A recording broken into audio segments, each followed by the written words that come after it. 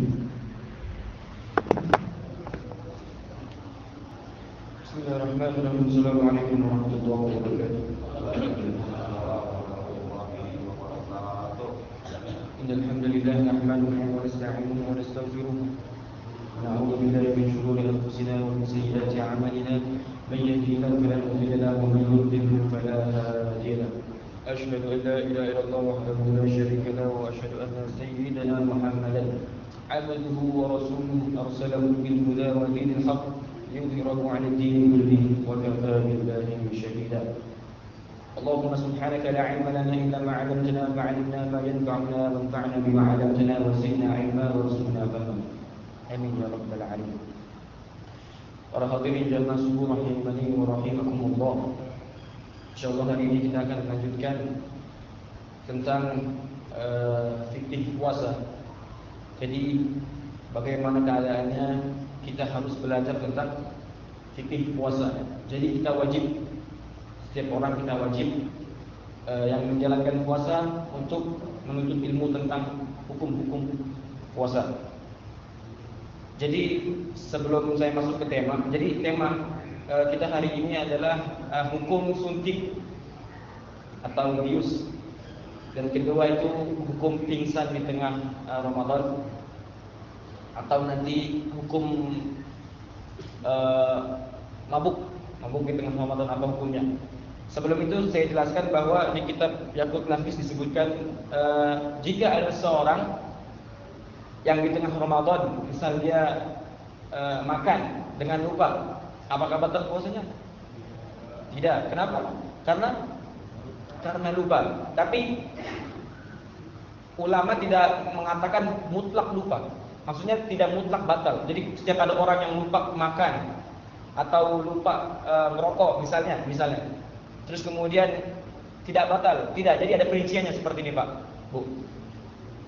Ulama menjelaskan Imam Syafi'i di mazhab Imam Syafi'i bahwa lupa yang dimaksudkan di sini, yang tidak batal saat lupa adalah yang dia baru masuk Islam atau dia jauh dari ulama. Contohnya, dia tinggal di padang pasir ya. Di padang pasir kan jauh dari ulama, betul? Atau di hutan, pokoknya yang perjauhan di di kampung-kampung yang itu tidak ada ulama di situ, kampung pesisir dah ya, jauh. Ya, pokoknya sesuatu yang itu jauh dari ulama tempatnya. Atau dia baru masuk Islam, belum tahu hukum-hukum Islam, belum tahu tentang hukum-hukum puasa. Maka jika dia lupa siang hari dia makan, maka tidak apa-apa. Hukumnya dia uzur. Uzur artinya dia tidak berbuka, maksudnya tetap lanjutkan puasanya. Tapi kalau misalnya ada orang yang itu masyarakat mayoritasnya adalah Islam, dia hidup bersama orang-orang Islam, banyak ulama di kampungnya, ya kan? Seperti kita seperti ini, hati-hati. Kalau kita tidak mau belajar tentang fikih puasa, kemudian kita melakukan kesalahan saat puasa, maka batal puasanya. Saya kasih contoh kemarin, masukkan air ke dalam hidung, ke dalam kuping, batal ya kan? Walaupun dia belum tahu, maka itu tidak ada keringanan di situ. Karena dia hidup di tengah-tengah para ustadz, misalnya gitu. Di tengah-tengah orang alim, di tengah-tengah ulama. Salah dia, kenapa dia tidak mau nanya? Kenapa dia tidak mau datang? Ya, padahal ada majelis ilmu. Itu tafsir namanya. Tafsir itu dalam bahasa Arab artinya dia lalai. Betul ya? Gitu. Oke. Seperti itu. Nah, kemudian insya Allah kita masuk al-ibr. Al-ibr itu artinya suntik. Suntik gimana aja? Di tangan, di otot, atau di kaki, di paha. Itu. Nah, setidaknya, jadi gini Pak, Bu. Kemarin saya jelaskan ada manfaz maftuh. Masih ingat? Apa aja? Telinga, hidung, mulut, depan sama belakang. Itu 5. Kalau mata tidak. Kalau mata diibaratkan seperti masam. Masam itu ini, pori-pori, gitu ya. Nah, jadi ini saya bagi jadi 3 pendapat. Jadi silahkan nanti kalau ada misalnya perbedaan antara kita, jangan saling jangan saling kayak gitulah. Ya, pokoknya harus menghormati satu sama lain. selama itu ada dalilnya. Ada 3 pendapat ulama tentang mengatakan al-ibr, suntikan. Jadi kalau kita siang hari kemudian kita bersuntik, apa hukumnya? Ada 3 pendapat. Ingat baik-baik. Pertama, ulama fuqaha Syafi'iyah di Hadramaut. Hadramaut itu di Yaman ya? Di Yaman. Ulama Yaman itu mengatakan batal. Jadi kalau misalnya suntik siang hari batal. Ulama Yaman. Pendapat pertama. Jadi sama jadi kan ini ada suatu seperti tangan biasa dan kemudian ada nih urat nadi. Tahu urat nadi yang hijau-hijau ya. Nah, walaupun di sini atau di sini dimanapun batal. Jadi mutlak batal kata ulama Yaman. Itu pertama. Jadi kalau misalnya ada orang mengatakan, oh suntik itu siang hari batal, ini bisa saja mengambil pendapatnya ulama Yaman. Kedua, ada pendapatnya Syekh Hasan bin Ahmad Al-Kaf. Beliau mengatakan, nanti diperinci lagi sama beliau dua. Pertama, kata Syekh Hasan bin Ahmad Al-Kaf, kalau misalnya suntiknya itu di urat nadi, di urat ya, maka batal puasanya. Maka batal. Tetapi kalau misalnya yang lain, misalnya seperti tangan, paha, itu kan bukan di urat, betul? Maka tidak batal. Tidak batal. Itu pendapat kedua.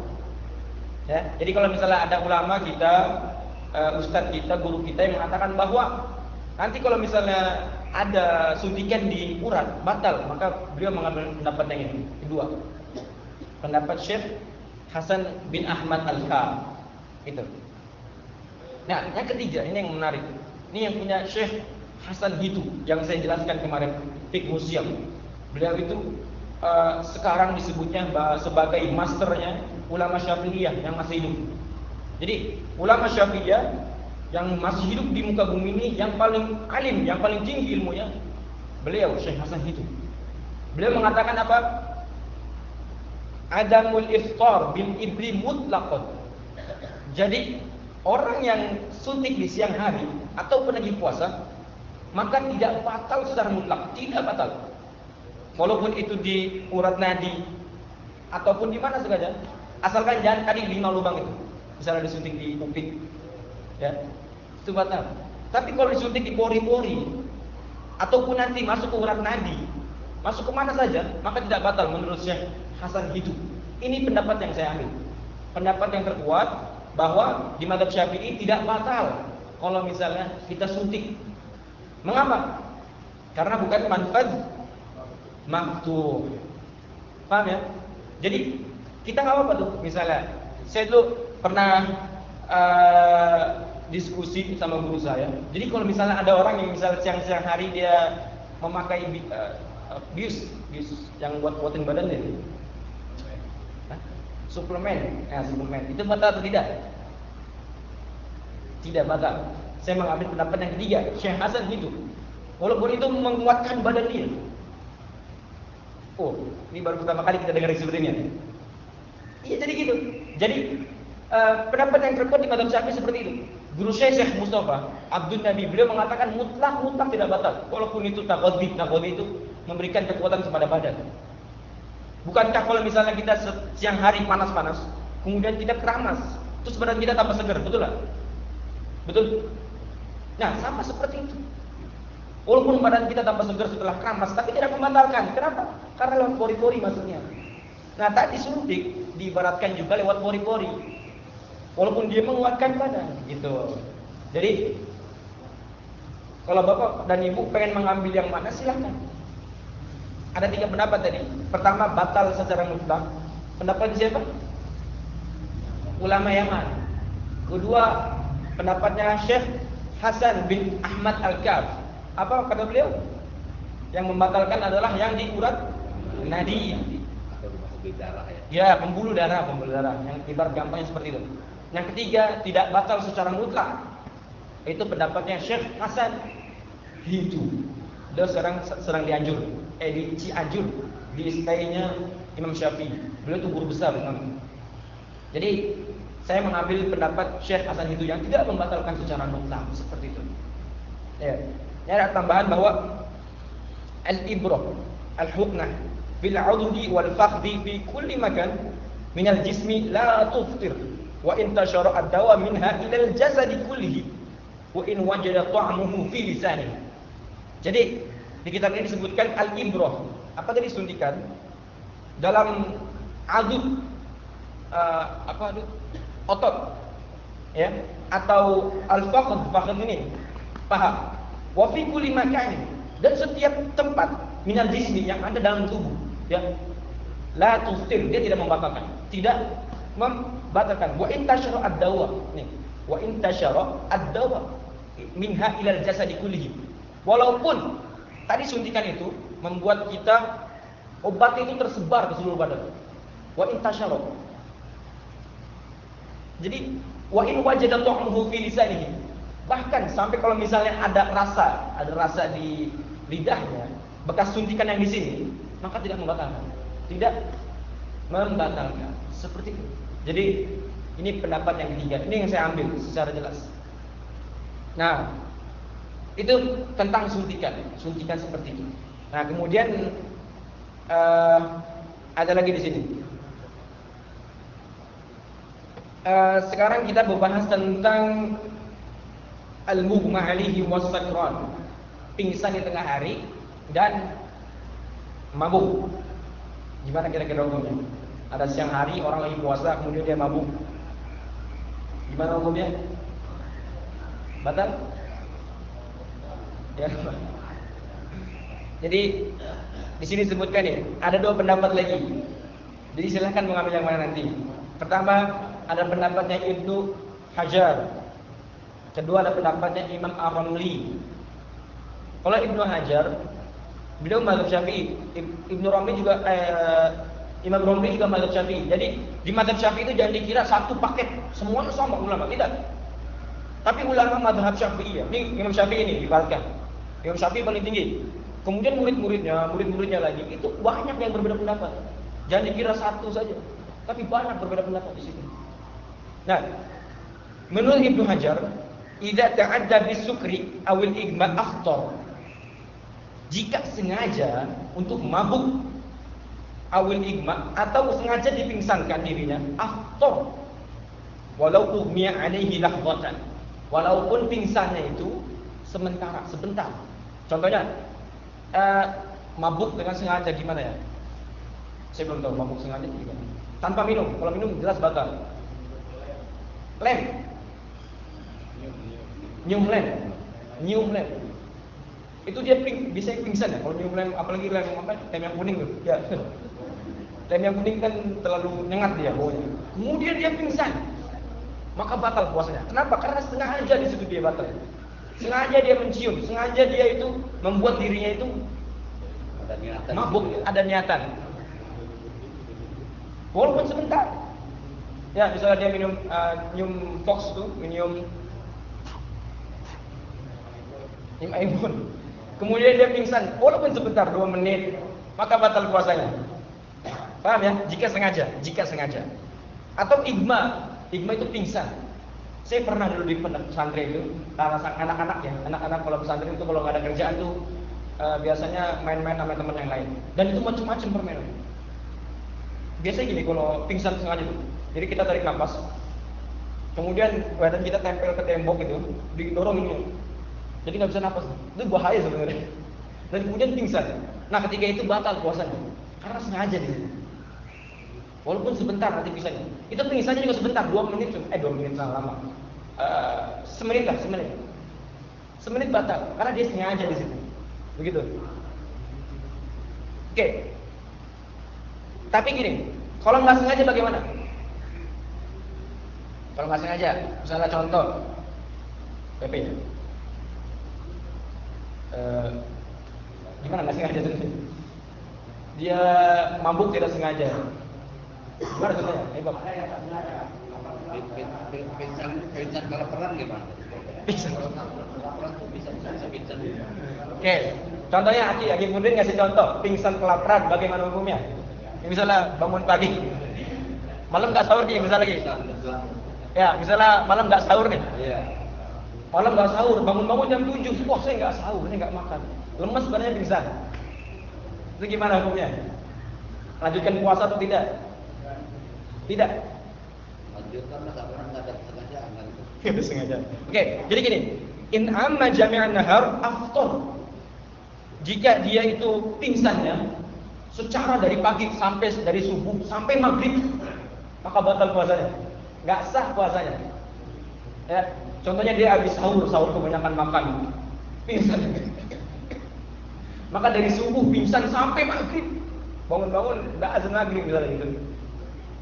Maka batal puasanya. Tidak sah. Enggak sah.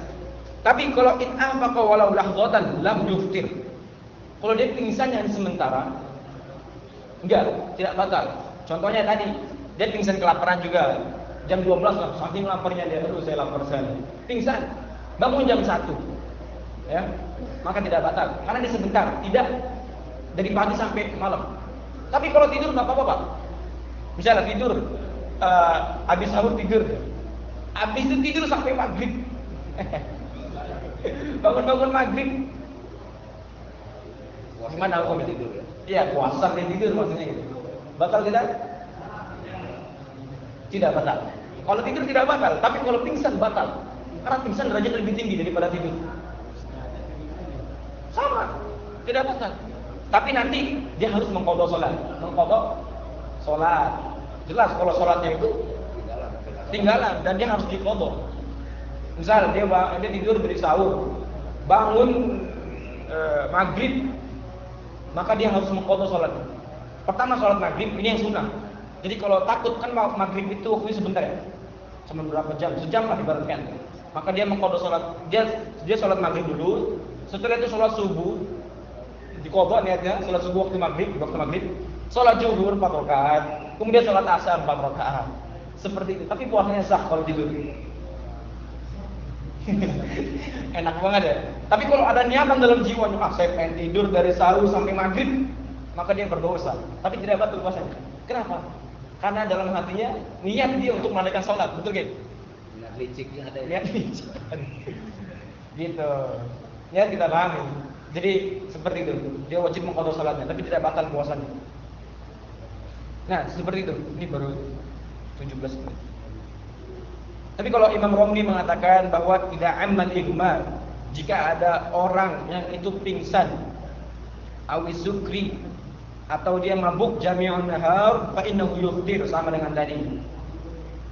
Kalau misalnya ada orang yang pingsan secara dari pagi sampai maghrib, maka batal puasanya. Tapi kalau sebentar, afaqa walau lahdatan fa innahu la yuftir. Kalau misalnya ada orang yang pingsan tengah hari, kemudian sebentar saja pingsannya, maka tidak batal. Jelas sampai sini? Gampang ya? Jadi gitu. Kalau ada yang tidur, silakan, bebas. Oke. Nih kemarin ada yang ada yang nanya ke saya juga, hukum siwak saat puasa gimana hukumnya? Apakah batal puasa atau makruh atau tidak apa-apa? Gimana? Siwak itu sunnah hukum. Jadi ya usahakanlah kita beli siwak 10.000 kok beli siwak. 10.000. Kita beli rokok sampai 25.000, 30.000 sanggup. Masa siwak nggak sanggup? 10.000. Iya, itu kunci surga. Wah, abah. Jadi siwak itu, fadilahnya besar. Gini Pak, ingat siwak itu, arti siwak dalam bahasa Arab, adal, dalam itu kosong. Kullu khashin tahir. Setiap sesuatu benda yang itu keras dan tahir. Jadi Bapak bisa nggak ada siwak seperti itu. Siwak ini yang paling afdal, siwak. Itulah apa? Namanya pohon apa? Itu. Pohon apa ya namanya? Pohon apa? Kayu arak. Itu paling afdal. Tapi kalau nggak ada itu gimana? Bisa dengan sesuatu yang paling suci. Pokoknya sesuatu yang suci itu bisa dipakai siwak. Pakai contohnya nih. Sebelum sholat misalnya nggak ada sorban, nggak apa-apa. Asalkan diniatkan dengan siwak, nggak apa-apa. Atau misalnya pakai sikat gigi, apakah sama dengan pahala dengan siwak? Sama. Jika diniatkan gosok gigi itu digantikan dengan siwak, sama pahalanya. Itu ada di kitab Al-Iqna. punya Syekh Khatib Asy-Syirbini. Beliau mengatakan seperti itu. Setiap sesuatu, bahkan di kitabnya ada disebutkan, suatu apapun yang keras dan suci ya, harusnya keras, suci, itu bisa dipakai untuk siwak atau kasat ya, kasat seperti sorban atau apa lagi contohnya, karpet. Masa pakai karpet? Ya apa saja sesuatu yang keras. Nah, bagaimana kalau pakai tangan?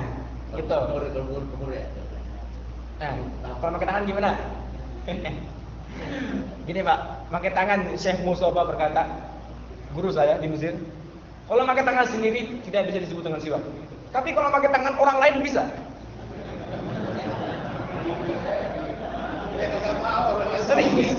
Serius, seperti itu.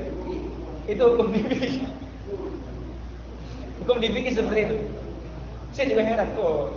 Misalnya kita bawa anak nanti pas pengen sholat, siwakin pakai tangan kita. Orang gigi anak sendiri kan nggak apa-apa ya, nggak geli kan. Tapi kalau gigi temen gitu. Gitu, itu hukum siwak. Dan sunahnya juga dari kanan, kemudian kiri, ya. Sunah kanan, kiri, gitu. Nah, hukum siwak saat puasa, dia kalau misalnya habis dari subuh sampai zuhur, itu sunah, tetap dapat pahala sunah. Tapi kalau setelah zuhur sampai maghrib, makruh, lebih baik ditinggalkan. Kenapa? Ada yang tahu sebabnya? Rasa. Jadi tempat makruhnya di sini, dia menghilangkan bau mulut orang yang puasa. Jadi kalau orang saat puasa bau mulut, itu pahalanya besar, bahkan lebih wangi daripada misik. Jadi kalau misalnya siwakan tengah hari jam 12 sampai maghrib itu makruh hukumnya, lebih baik ditinggalkan. Kecuali ingat, dia makan bawang, jam 2 lupa makan bawang, bangun lapar, lupa emang sama sekali dia tidak ingat sama sekali makan bawang. Kan bawang baunya nyengat banget. Iya, bawang goreng. Maka itu disunahkan untuk siwak, walaupun waktunya sudah zawal, sudah lebih dari jam 12 gitu. Disunahkan saat dia lupa, karena bau bawang itu hilangkan dengan siwak. Itu hukum siwak seperti itu.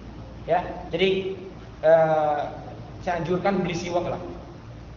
Saya juga lupa bawa siwak. Jadi itu 10.000 kata Rasulullah SAW, laula an asyqa ala ummati la amartuhum bisiwaki ma'a kulli salatin aw 'inda kulli salatin aw ma'a wudu'in. Jadi kalau seandainya tidak memberatkan bagi umat saya untuk bersiwak, maka saya akan suruh tuh umat-umat saya untuk bersiwak setiap berwudu, setiap habis wudu, setiap habis pengen sholat, setiap pengen baca Quran.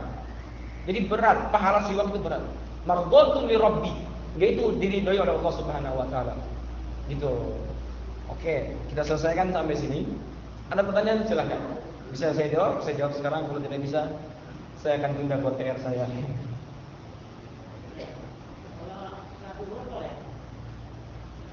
Salat zuhur. Gini, salat zuhur pastinya bersiwak gitu ya? Kira-kira waktu zuhur masuk kapan? Artinya setelah zawal. Jadi nggak mungkin waktu zuhur masuk itu kecuali setelah zawal, betul? Jadi itu masuk karohah, masuk makruh, betul ya? Jadi kan waktu zuhur masuknya setelah zawal ya, ba'da zawal. Jadi disebutkan di situ bahwa langsung makruh. Lebih baik tinggalkan. Insya Allah bau asar. Ya, zuhur sama asar. Kalau subuh mau sholat duha, tidak silakan. Karena biasanya orang puasa itu mulai bau mulutnya ketika setelah zuhur, betul? Nah, gitu. Jadi jangan sampai kita menghilangkan bau mulut kita yang sedang puasa dengan siwak, walaupun itu sunnah pun. Seperti itu. Ada lagi silakan. Ada. Ayo. Masalah suntikan. Suntikan kalau infusan, suntikan infus gimana? Infus.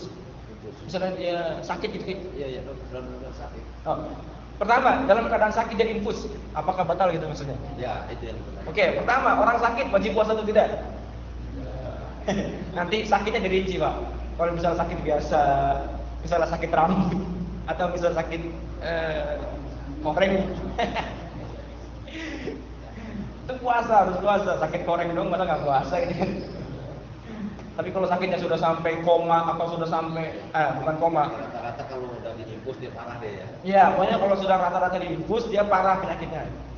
Maka itu terserah dia mau lanjutkan atau tidak. Kan tadi saya bilang, walaupun dia menguatkan badan, walaupun litaghdiyah, taghdiyah itu untuk memberikan gizi kepada dia, menambah diri dia menjadi kuat misalnya itu, maka tidak membatalkan. Itu pendapat yang ketiga yang saya ambil tadi. Suntik vitamin. Ya, asal jangan minum vitamin gitu. Gitu. Itu diibaratkan seperti pori-pori. Jadi ya seperti itu. Dia bukan manfaz maftuh. Gitu. Jelas?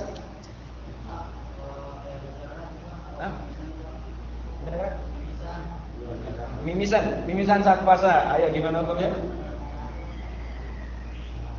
Jadi ulama Syafi'iyah, ulama di mazhab kita Imam Syafi'i mengatakan yang batal itu adalah sesuatu yang masuk, bukan yang keluar. Kalau mimisan keluar, artinya tidak batal. Gitu.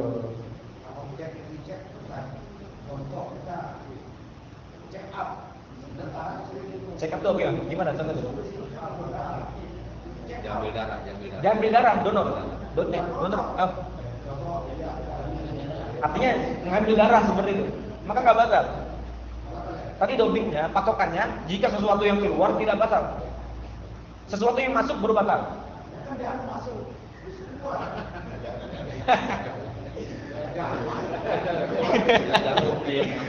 Iya, itu masuknya bukan lewat manfaat mafhum. Dia masuknya lewat pori-pori, jadi tidak batal. Ya, walaupun masuk keluar lagi. Masa yang mau diem terus suntikan dalam itu? Iya, darahnya kebuang gitu kan.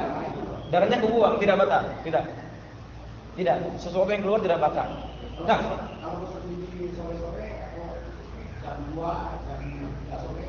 ya, gosok gigi pakai odol misalnya. Siwak tuh. Siwak. Iya. Iya.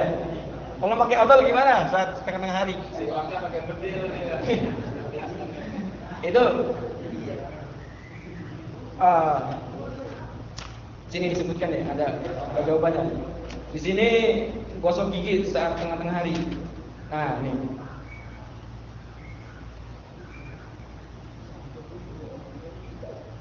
La yadurru dzalika ma'a muhafazati an la yadkhula syai'un min nafsi al-ma'jun. Jadi tidak membatalkan jika seorang gosok gigi. Asalkan ingat baik-baik, asalkan dia bisa menjaga odolnya itu. Harus dibuang, setelah itu harus dibuang. Ada yang ditelan sedikit. Kan kemarin kita sudah bahas tentang hukum menelan ludah, betul? Kalau misalnya ada sesuatu yang bercampur dengan ludah kita kemudian kita telan, maka hukumnya batal. Tapi kalau ini odol, kita harus yakin, kita harus bisa menjaganya. Tapi kalau kita nggak yakin nih, misalnya gosok gigi, saya nggak yakin bakal bisa nahan odolnya gitu. Kayaknya kalau saya garam gitu ya. Iya. Kalau saya misalnya gosok gigi pakai odol, kayaknya ketelan nggak odolnya. Iya. Jadi kalau misalnya ketelan ada odolnya, sisa odolnya, maka batal puasanya. Tapi kalau wala yaduru baqa'u nukhah itu aroma. Jadi tidak membatalkan jika misalnya ada sisa aroma. Sisa aroma odol ya, Pepsodent, apalagi Close Up. Kan baunya beda-beda kan? Walaupun ada rasanya stroberi, itu aromanya stroberi. Selama itu masih aroma, bukan benda, bukan air, maka tidak batal. Kalau aroma nggak apa-apa. Jelas? Nah, sekali lagi terakhir. Kemarin yang muntah, saya ibaratkan muntah itu kan batal ya, kalau sengaja, betul? Itu sesuatu yang keluar dari perut. Itu sengaja, misalnya dia masukkan tangannya ke dalam ini, maka batal. Betul ya? Tapi kalau misalnya keluarkan dari sini, seperti riak atau dahak. Kalau keluarnya dari sini kita paksa keluar, walaupun kita paksa keluar, maka nggak batal. Jadi misalnya kita gitu, itu nggak batal. Tapi kalau kita paksa muntah, maka batal. Yang membatalkan itu jika memaksakan mengeluarkan sesuatu dari dalam perut. Kalau dari mendadak tidak. Kan kalau riak kan di sini ya tempatnya. Maka kalau kita keluarkan paksa, secara paksa, tidak membatalkan. Seperti itu. Kita cukupkan sampai sini. Yang tadi tambahan penjelasan kecuali Imam Ibnu Hajar al-Romli fil Ma'ali wa Saqwan alladhi ya'ummu jami'an nahar la tuftir in afaqo aw la tutai. Oke. Jadi pingsan tadi hikmah itu yang pingsan. Imam Romli di sini mengatakan id'amma al-ighma. Jadi ini hampir sama. Jadi Imam Romli sama Ibnu Hajar perbedaannya antara tidak disengaja atau sengaja. Tadi pendapat yang saya ambil bahwa Ibnu Hajar mengatakan kalau dia sengaja untuk mabuk atau untuk pingsan tadi seperti contoh seperti tadi, walaupun sebentar maka dia batal. Kalau di Imam Romli tidak dijelaskan dia sengaja atau tidak. Ya, jadi Imam Romli mengatakan kalau dia misalnya pingsan atau dia mabuk secara 1 hari puasa penuh dari subuh sampai maghrib, maka dia fa'innahu yuftir, dia membuka, dia artinya buka puasa, sudah sah puasanya. Tapi kalau dia sebentar sama saja. Kalau sebentar pingsan sebentar, ya Imam Romli mengatakan tidak membatalkan. Tapi kalau di Imam Romli nggak ada ta'adi atau tidak ta'adinya. Dan yang sebentar itu yang sembuhnya. Iya, sebentar sembuhnya. Jadi sebentar sembuhnya. Kalau bangun sembuh walaupun sebentar. Contohnya gimana? Dia Dari pagi sampai sore, tapi ada satu sebentar, waktu sebentar, mohon maaf saya lupa. Jadi dari pagi sampai sore, tapi ada 1 jam misalnya dia bangun, maka sah puasanya. Ya, kalau misalnya dia pingsan terus sampai pingsan dari pagi sampai sore, tidak ada bangunnya, maka tidak sah puasanya. Kalau dia bangun sebentar, sejam misalnya bangun, maka sah puasanya. Sejam sadar, pingsan lagi. Sejam. Ya. Afaqah lahghatan, kan? Afaqah lahghatan. Ya, 1 menit lah bangun misalnya gitu. Ya, saya ulang, dari pagi pingsan, jam 1 bangun ya. Walaupun 20 menit, 10 menit bangun, artinya dia sadar dia itu puasa gitu. Saat puasa. Pingsan lagi. Oh, saya masih puasa, pingsan. Iya, masih siap. Seperti itu ya. Mohon maaf, lupa saya tadi.